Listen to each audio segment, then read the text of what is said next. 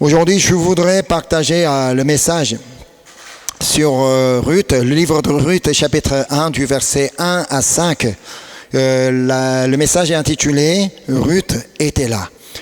Alors, on va lire ensemble donc, le passage d'aujourd'hui. Je lis le premier passage et vous lirez donc, le passage en paire. Et donc, on va chacun son tour, va lire le passage d'aujourd'hui. Je commence.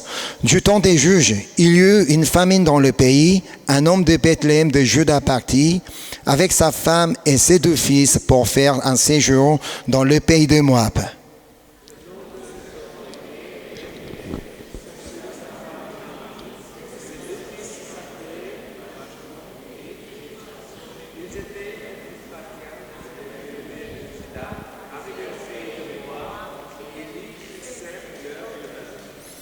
Elimelech, mari de Naomi, mourut et elle resta avec ses 2 fils.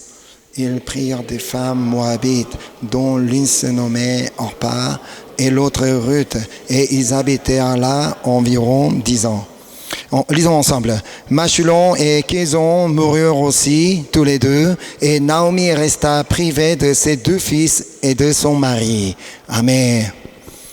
Lorsque vous lisez la parole de Dieu, j'aimerais que vous ayez encore plus de force, parce que peut-être vous n'êtes pas sûr de lire ce que vous lisez, mais quand même, c'est la parole de Dieu, alors ayez confiance en vous, vous savez déjà bien lire, alors donc soyons rassurés. En fait, moi personnellement, j'ai pu résumer l'histoire de Ruth en une seule phrase. Comme le titre de la prédication d'aujourd'hui, Ruth était là. Je vous explique pourquoi. Ce livre commence par raconter l'arrivée d'une famille dans le pays de Moab depuis Bethléem. Au moment où cette famille s'est installée dans le pays de Moab, Ruth était là. Elle était là, elle était déjà là, car c'est là qu'elle avait toujours habité. Cette famille s'installe dans ce pays, mais comme on peut lire au verset 3, le père de famille meurt après quelque temps. Elimelech, mari de Naomi, mourut et elle resta avec ses 2 fils. Puis, Ruth devient membre de cette famille parce qu'elle se marie avec l'un des 2 fils de Naomi. C'est ce qu'on apprend après le verset 4. Ils prirent des femmes moabites, dont l'une se nommait Orpa et l'autre Ruth, et ils habitèrent là environ 10 ans. Depuis qu'elle est devenue membre de cette famille, elle habite avec eux dans ce pays environ 10 ans. Ils étaient là ensemble pendant 10 ans. Mais encore, pour une raison inconnue, son mari et son beau-frère décèdent.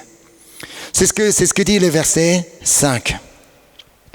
Machlon et Kézon moururent aussi tous les 2, et Naomi resta privée de ses 2 fils et de son mari.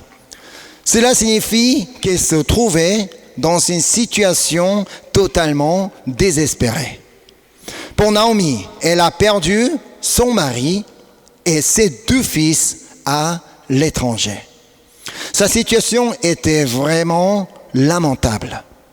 Heureusement et malheureusement, elle n'était pas seule, car elle était avec ses 2 belles-filles. Je dis malheureusement, car elle devait survivre en tant qu'une veuve, encore avec 2 autres veuves. À cette époque, la vie d'une veuve était particulièrement difficile. Les veuves devaient trouver une solution pour survivre. Le mot survivre était vraiment un mot pour les veuves. En plus, Naomi n'était pas seule. Elle était avec 12 autres veuves moabites, dont 2 veuves étrangères. Tout de même, Ruth était là avec sa belle-mère depuis qu'elle s'est mariée et même après la mort de son mari. Et nous ne pouvons pas savoir pourquoi elle n'avait pas d'enfant. D'après le livre, on apprend que ni Ruth ni d'autres belles filles n'avaient pas d'enfants. En tout cas, ces 3 femmes sont mariées. et sans enfants devait trouver une solution pour continuer à vivre. Et c'est là que Naomi apprend une nouvelle de son pays d'origine. On peut lire ça au verset 6. Puis elle se leva, elle et ses belles-filles, afin de quitter le pays de Moab, car elle apprit au pays de Moab que l'Éternel avait visité son peuple et lui avait donné du pain. La famille de Naomi avait quitté Juda, avait quitté Bethléem parce qu'il y avait une famine. Cette famille est venue installer à Moab en espérant une vie meilleure. Mais maintenant, c'est dans son pays natal qu'elle pouvait trouver de quoi manger. Alors elle décide de retourner dans son pays avec ses 2 belles-filles. C'est ce qu'on peut lire au verset 7. Elle sortit du lieu qu'elle habitait, accompagnée de ses 2 belles-filles, et elle s'est mise en route pour retourner dans le pays de Juda. Mais sur le chemin, Naomi demande à ses 2 belles-filles de retourner chez elle. Car même en Juda, elle ne savait plus comment survivre avec ses 2 filles étrangères. Même tout seul, ça sera difficile. Encore 2 autres, ça sera encore plus difficile. Alors elle préférait d'y retourner tout seul. C'est ce qu'on peut lire au verset 8 et 9. Naomi dit alors à ses 2 belles-filles, « Allez, retournez chacune à la maison de sa mère, que l'Éternel use de bonté envers vous, comme vous l'avez fait envers ceux qui sont morts et envers moi. Que l'Éternel vous fasse trouver à chacun du repos dans la maison d'un mari. » Et elle les baisa, elles élevèrent la voix et pleurèrent. Naomi bénit de tout son cœur ses belles-filles afin qu'elles puissent trouver une autre solution pour leur vie. Mais Ruth ne désirait pas quitter sa belle-mère. Elle voulait être là auprès de sa belle-mère. Et voici ce qu'elle a dit à sa belle-mère. Versets 16 et 17. Ruth répondit, « Ne me presse pas de te laisser, de retourner loin de toi. Où tu iras, j'irai. Où tu demeureras, je demeurerai. Ton peuple sera mon peuple, et ton Dieu sera mon Dieu. Où tu mourras, je mourrai, et j'y serai enterré. Que l'Éternel me traite dans toute sa rigueur, si autre chose que la mort vient à me séparer de toi. » Ruth avait pris la décision de rester auprès de sa belle-mère. Elle voulait être là où Naomi se trouvait. En aucun cas, elle ne voulait s'éloigner d'elle. Ainsi, Ruth voyage avec Naomi pour aller à Bethléem. En voyant Naomi arriver sans son mari, ni ses fils, les habitants de ville se demandaient, est-ce vraiment Naomi? Il est où son mari? Ils sont où ses fils? Mais est-ce vraiment Naomi? Alors voyons comment elle répond à ses habitants. Elle leur dit, ne m'appelez pas Naomi, appelez-moi Mara, car le Tout-Puissant m'a rempli d'amertume. J'étais dans l'abondance à mon départ, et l'Éternel me ramène les mains vides. Pourquoi m'appelleriez-vous Naomi, après que l'Éternel s'est prononcé contre moi et que le Tout-Puissant m'a affligé? En fait, le nom Naomi signifie « mon plaisir » ou « ma joie ». Mais sa situation était bien loin d'être joyeuse. C'est la raison pour laquelle elle demande aux habitants de Bethléem de l'appeler Mara, ce qui signifie amertume. Un nom qui représentait bien sa situation. Oui, sa situation était désespérante. Alors qu'elle croit toujours en Dieu. Elle n'a jamais quitté Dieu. Elle croyait toujours en Dieu. Elle a dû revenir à Bethléem avec les mains vides. Elle n'avait plus rien sur elle. Alors, elle ne savait pas comment sortir de cette situation. Pourtant, Ruth était là avec elle. Tandis que Naomi n'a aucun espoir, pas d'avenir, affligée, affaiblie, attristée. Cependant, fait surprenant, Ruth était avec elle. Ruth était là. Comment Ruth pouvait rester auprès de Naomi. Comment pouvait-elle dire « Où tu iras, j'irai. Où tu demeureras, je demeurerai. Ton peuple sera mon peuple et ton Dieu sera mon Dieu. Où tu mourras, je mourrai et j'y serai enterré. » En fait, la réponse est dans cette parole de Ruth.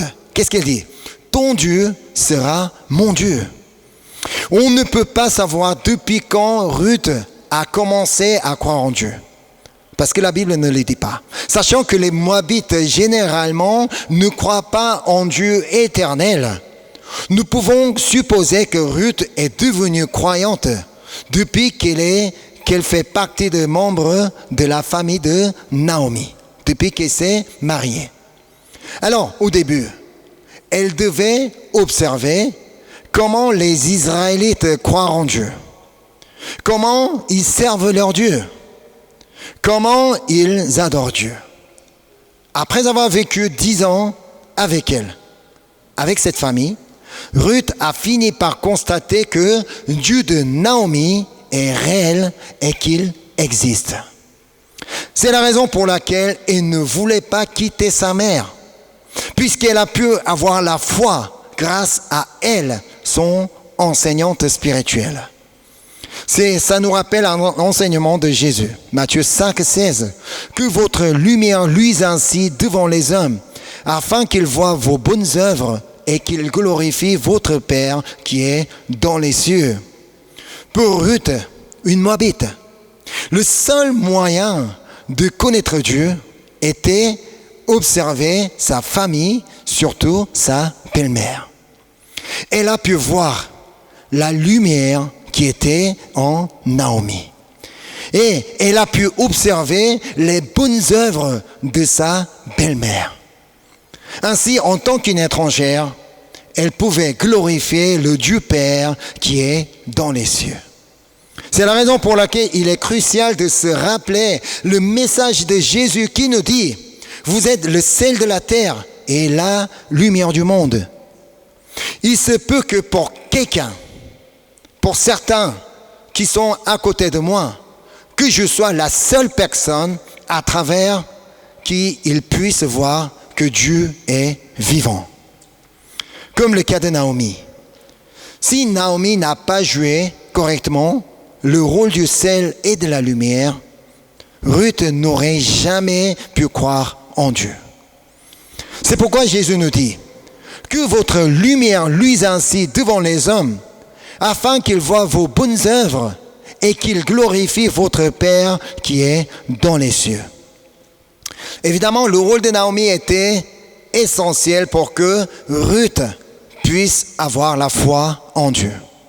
Mais nous savons que Ruth n'était pas la seule belle-fille de Naomi.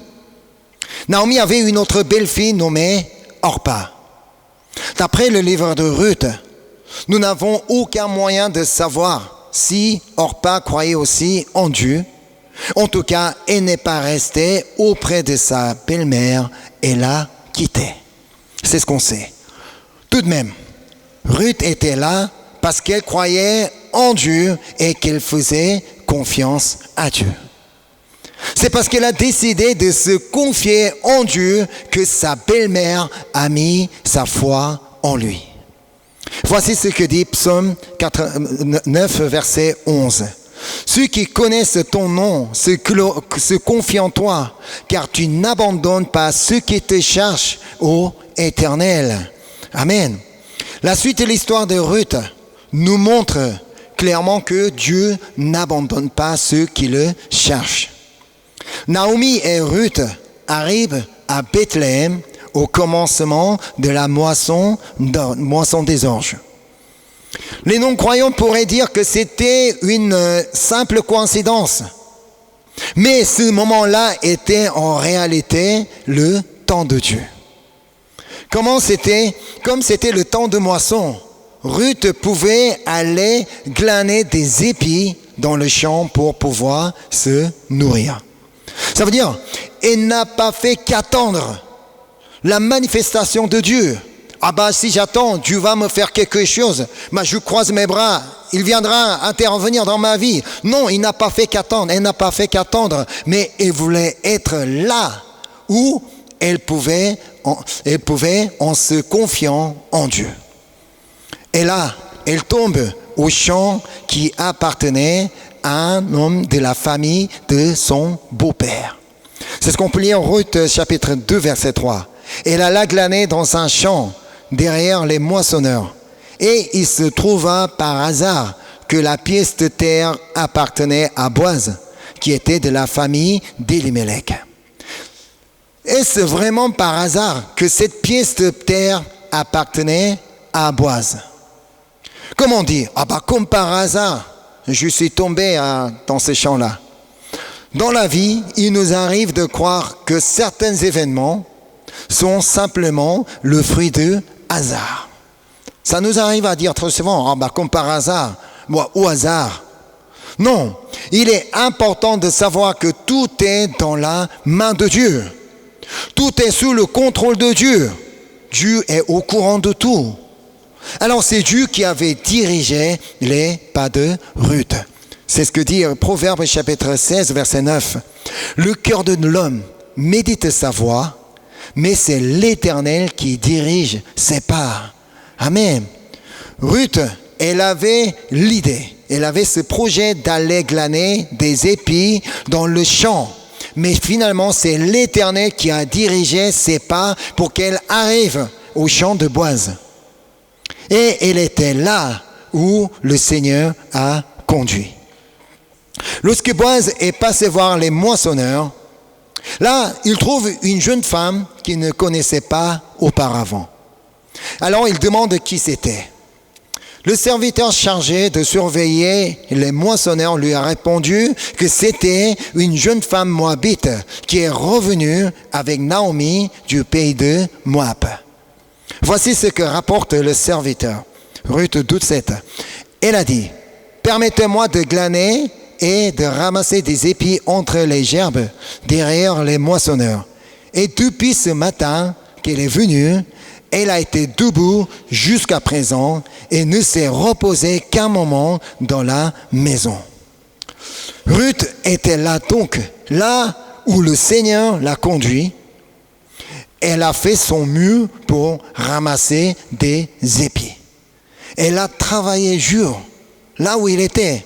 Boaz, alors lui donne de quoi manger et à boire. Et il lui donne l'autorisation de continuellement glaner dans son champ.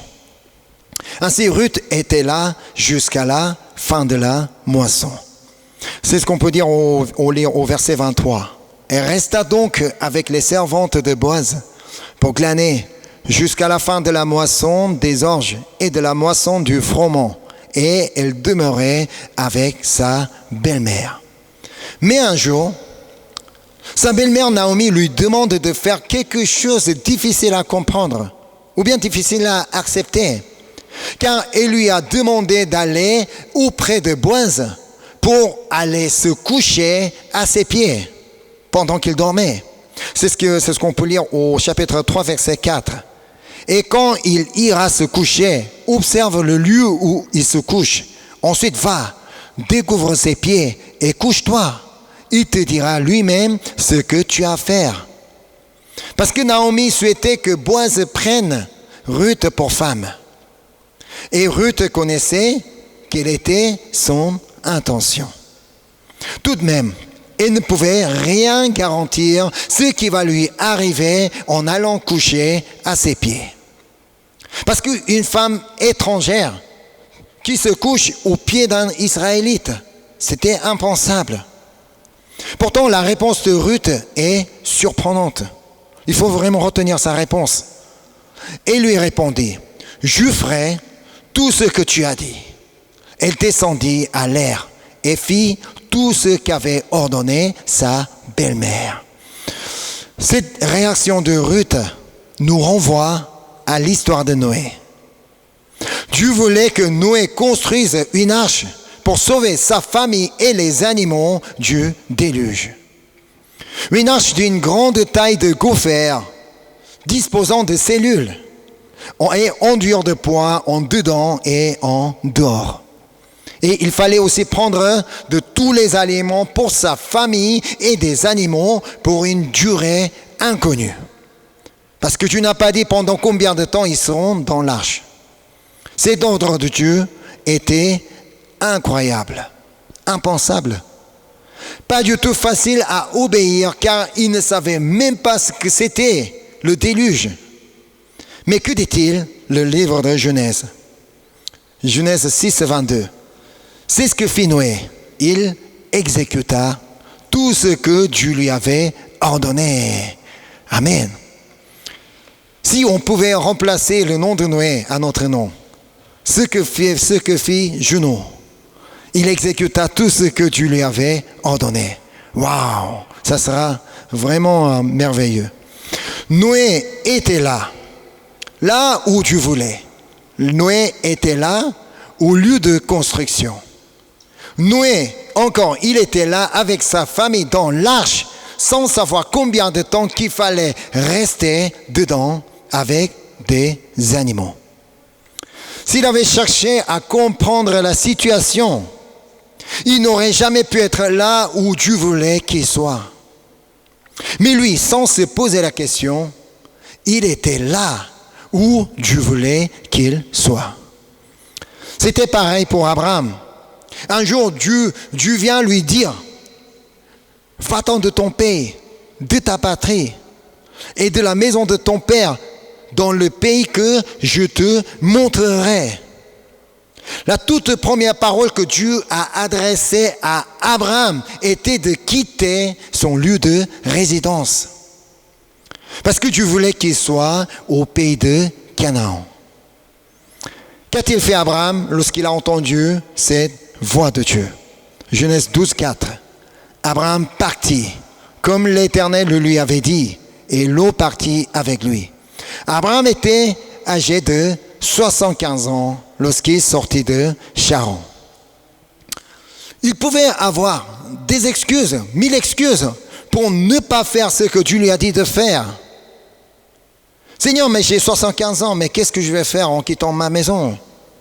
Mais Abraham était là où Dieu voulait qu'il soit. Pourtant, il fallait attendre 25 ans pour avoir son premier enfant, alors qu'il était là, toujours où Dieu voulait qu'il soit. Et après avoir donné l'enfant, un jour Dieu lui dit, « Prends ton fils, ton unique, celui que tu aimes, Isaac, va-t'en au pays de Morija et là, offre-le en holocauste sur l'une des montagnes que je te dirai. » Mais comment ça? Comment ça est-ce possible? Vous savez ce que signifie offrir son fils en holocauste? Cela signifiait qu'il devait tuer son fils avec ses propres mains. Il devait couper, enlever la peau. C'était absurde ce que Dieu lui avait dit de faire. Pas possible. Mais quelle était sa réaction? Genèse 22, verset 3. Abraham se leva de bon matin, sans rien dire. Sella son âne et prit avec lui 2 serviteurs et son fils Isaac. Il fendit du bois pour l'holocauste et partit pour aller au lieu que Dieu lui avait dit. Oui, Abraham a voulu encore être là où Dieu voulait qu'il soit. Tout comme Noé et Abraham, Ruth était là où Dieu veut qu'elle soit. Même si c'était au pied d'un homme, elle s'y trouvait. Parce que c'est là que Dieu voulait qu'elle soit. Au milieu de la nuit, Boaz a eu peur parce qu'il a trouvé quelqu'un couché à ses pieds. Alors il lui demande, mais qui es-tu toi? Elle répond, je suis Ruth, ta servante. Étant-donné sur ta servante, car tu as droit de rachat. Ça veut dire, comme Boaz était un homme de la famille d'Elimelech, il avait ce droit de rachat. Alors donc c'est lui qui avait le droit de s'épouser avec Ruth. Cependant, ce n'est pas comme ça qu'on va venir parler de ce droit. On peut venir dans la journée aussi. Mais c'est toi qui as ce droit. Mais lui, il vient secrètement dans la nuit. Elle vient comme ça. Mais Boaz ne dit pas contraire. Cependant, il fallait d'abord résoudre un problème. Car il y avait un homme plus proche que lui. Alors le matin, Boaz est allé voir cet homme. Donc qui avait ce droit pour savoir s'il avait l'intention de racheter Ruth.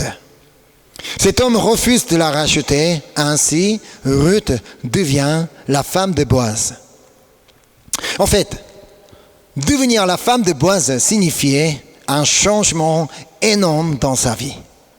Vous comprendrez pourquoi en lisant chapitre 4, verset 17. Les voisines lui donnèrent un nom en disant « Un fils est né à Naomi » parce que Ruth a eu un fils. Et elle l'appelait Obed. Ce fut le père d'Isaïe, père de David. Ça veut dire Ruth est devenue l'arrière-grand-mère de David. C'est pourquoi son nom apparaît dans la généalogie de Jésus-Christ, dans le premier chapitre de l'évangile de Jean. C'est ce qu'on peut lire. Matthieu chapitre 1 commence, c'est la généalogie de Jésus-Christ. Et versets 5 et 6, Salmon engendra Boaz de Rap. Boaz engendra Obed de Ruth. Obed engendra Isaïe. Isaïe engendra David. Est-ce qu'elle aurait pu imaginer que son nom apparaîtrait un jour dans la généalogie de Jésus-Christ? Non. Elle n'était qu'une étrangère. Et elle ne croyait pas en Dieu. Elle ne connaissait pas Dieu. Mais elle a pu faire partie de la généalogie de Jésus-Christ parce qu'elle était là où elle devait être. Autrement, elle était là où Dieu voulait qu'elle soit. Elle était à Moab. Et depuis qu'elle est devenue la membre de Noémie, la famille de Noémie, elle était là avec eux. Malgré la mort de son mari, elle était toujours là auprès de Naomi. Elle n'a jamais quitté ce lieu. Elle était toujours là. Lorsque Naomi est venue s'installer à nouveau à Bethléem, Ruth était là encore. Et encore, elle était là où elle pouvait glaner des épis pour elle et sa belle-mère. Ça veut dire elle était là où elle pouvait faire ce qu'elle peut. Elle voulait vraiment être là où dans un endroit où elle peut faire quelque chose.